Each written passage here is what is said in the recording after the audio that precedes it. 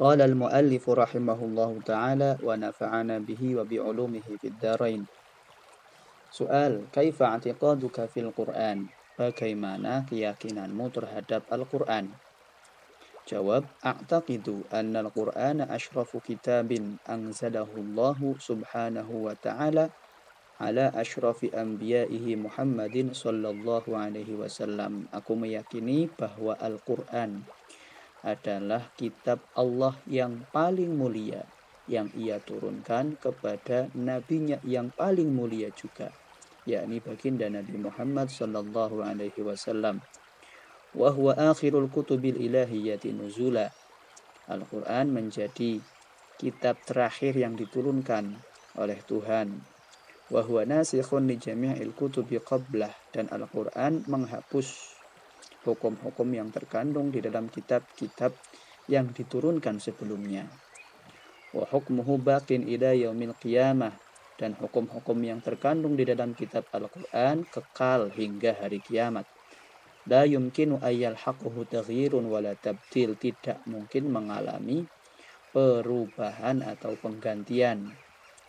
Wa huwa a'zamu ayatin ala nubuwwati nabiyyina Muhammadin sallallahu alaihi wasallam, dan Al-Qur'an menjadi tanda paling agung atas kenabian baginda Nabi Muhammad sallallahu alaihi wasallam, likaunihi a'zamal mu'jizati, sebab Al-Qur'an juga menjadi mukjizat beliau yang paling agung. Soalun, li ayyi syai'in kana Al-Qur'anu a'zamal mu'jizat? Mengapa Al-Qur'an menjadi mukjizat Nabi Muhammad yang paling agung? Apa sebabnya? Jawab, innama kana Al-Qur'anu a'zamal mu'jizati likaunihi ayatan aqliyatan baqiyatan madad dahri. Al-Qur'an dikatakan sebagai mukjizat yang terbesar bagi Nabi Muhammad karena Quran menjadi suatu tanda keagungan yang kekal dan bisa diterima oleh akal sepanjang zaman. Tusyahadu kulla hinin bi'ainil fikri, bisa disaksikan setiap saat dengan akal pikiran. Wa siwahu minal mu'jizati inqadat binqidai waqtiha, sedangkan mukjizat-mukjizat selain Al-Qur'an lenyap bersamaan dengan lenyap wujudnya mukjizat tersebut, hanya berlaku saat itu saja. Falam yabqa minha atharun ghairul khabar, tidak tersisa selain hanya berita atau kabarnya saja. Wa wajhu i'jazihi annahu balagha fil fasahati wal balagha, salah satu sisi kemukjizatan Al-Qur'an adalah terletak pada susunan bahasanya dan nilai-nilai sastra yang terkandung di dalamnya. Ila haddin kharaja an tauqil bashar, sampai pada batas di luar akal atau kemampuan manusia yang tidak bisa menandinginya.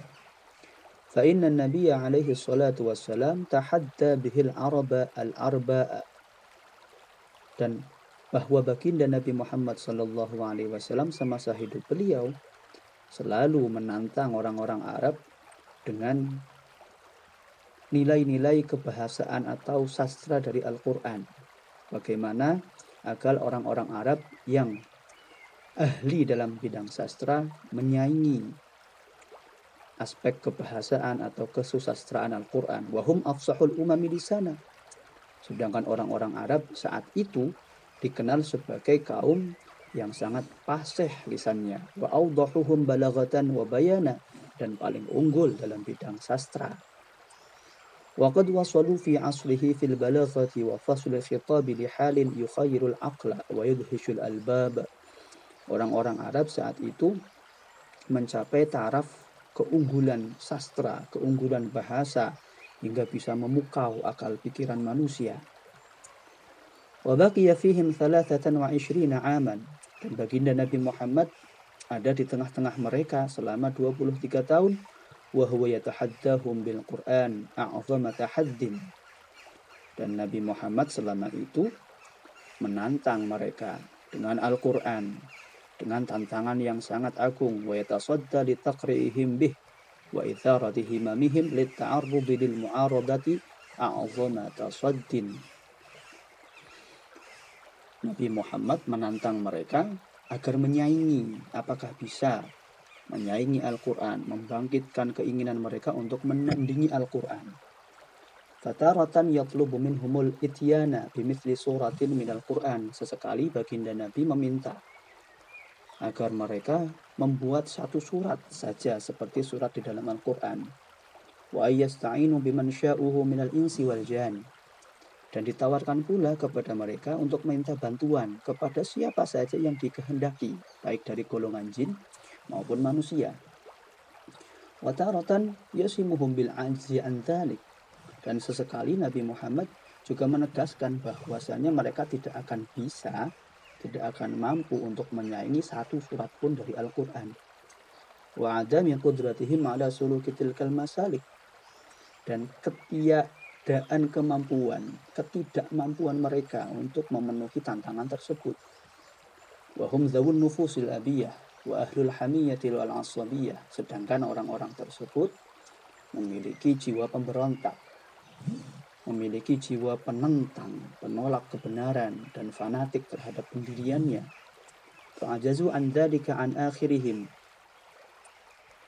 Kemudian di samping mereka tidak mampu untuk menjawab tantangan, tapi di sisi lain mereka memiliki jiwa penentang, penolak kebenaran yang kuat, maka akhirnya watarakul mu'aradata bil kalami ilal mu'aradati bil hisami.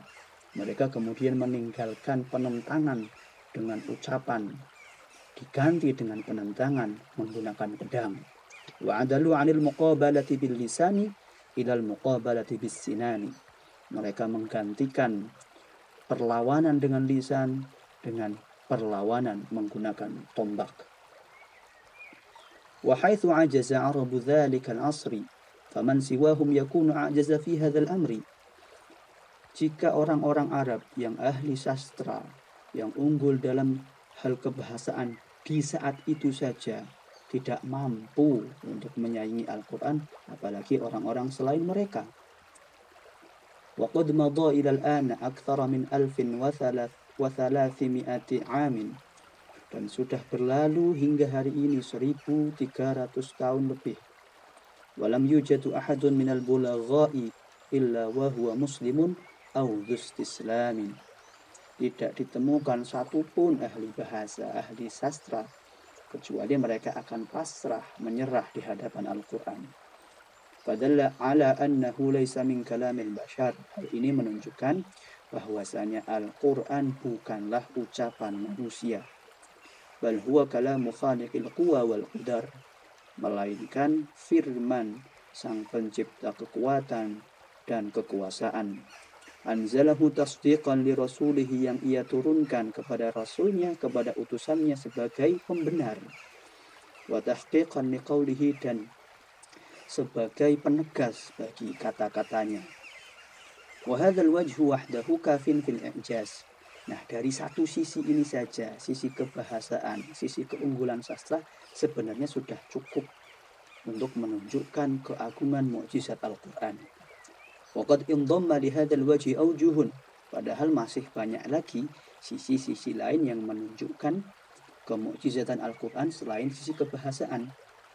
Ahaduhwa, salah satunya, yang pertama, ikhbaruhu an umurin mughayyabatin zaharat kama akhbar, yakni tentang adanya kabar-kabar, berita-berita di dalam Quran tentang hal-hal yang tidak diketahui, tapi ternyata di kemudian hari hal-hal tersebut terjadi sebagaimana yang dikabarkan oleh Al-Quran. Tsaniha, yang kedua, annahu la yamalluhu sam'u mahma takarrar, bahwa Al-Quran tidak membosankan untuk disimak meskipun diulang-ulang. Tsalitsuha, yang ketiga, jam'uhu li'ulumin lam takun mawjudatan 'indal Arabi wal Ajam. Al-Quran memuat ilmu-ilmu yang tidak ada, yang tidak didapati oleh bangsa Arab maupun orang-orang bukan Arab. Rabi'uha, yang keempat, imba'uhu 'anil waqa'i'il khaliyah, memuat kejadian-kejadian yang telah lalu. wa ahwalil umam, dan hal ihwal mengenai umat-umat terdahulu. Wal halu anna man unzila alaihi salatu wassalam kana ummiyan la yaktub. Padahal sosok yang diwahyui Al-Quran, yakni baginda Nabi Muhammad, bukanlah orang yang tekun membaca kitab-kitab terdahulu. Adalah seorang yang ummi, yang tidak mengenal baca tulis. Bukan orang yang tekun menggali informasi mengenai umat-umat terdahulu atau kejadian-kejadian di masa lalu. Kana ummiyan la yaktubu wa la yaqra'u listighnaihi an dzalika bil wahyi. Adanya baginda Nabi Muhammad tidak mengenal baca tulis karena beliau tidak butuh, karena beliau sudah cukup dengan wahyu yang diturunkan oleh Allah kepada beliau. Tujuan dari membaca dan menulis tentu saja adalah untuk mendapatkan pengetahuan. Adapun pengetahuan yang didapatkan oleh Rasulullah tidak melalui baca tulis, melainkan langsung melalui wahyu dari Allah. Waliyakuna wajhul i'jazi bil qabuli ahra. Dan hal yang semacam ini, yang demikian itu, menjadikan kemukjizatan Al-Quran dapat diterima dengan lebih mantap.